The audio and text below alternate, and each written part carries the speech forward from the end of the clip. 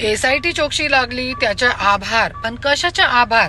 बीडची जनता खरोखर देवाभाऊ तुमच्या त्यावेळे आभार मानणार ज्यावेळे खरा आरोपी तुम्ही समोर आणले, त्यावेळे बीडची जनता तुमच्या आभार खरोखर मानणार आहे.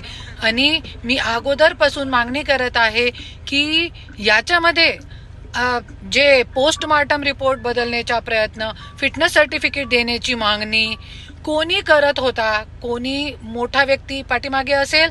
आता नाव जे आहे समोर आता आहे निंबाळकर का तो निंबाळकरचे जे खूप काय कृत्य जे आज लोकांचे समोर येत आहे. दोन दाम्पत्यांनी काल व्हिडिओ बघितला मी की त्यांनी सांगितलेलं आहे की आम्हाला आत्महत्या करण्यासाठी मजबूर केला.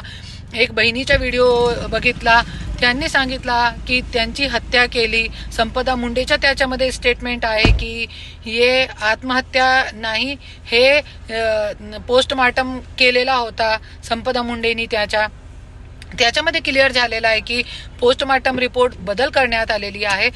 तो मी देवेंद्र भाऊ तुम्हाला एकच बोलते की तुम्ही खरोखर कोणी तुमच्या आमदार असो, तो कोणी तुमच्या खासदार असो, जे खरा आरोपी आहे ना त्या व्यक्तीला तुम्ही लवकरच लवकर समोर आणा. त्यावेळे बीडची जनता तुमच्या कौतुक करेल.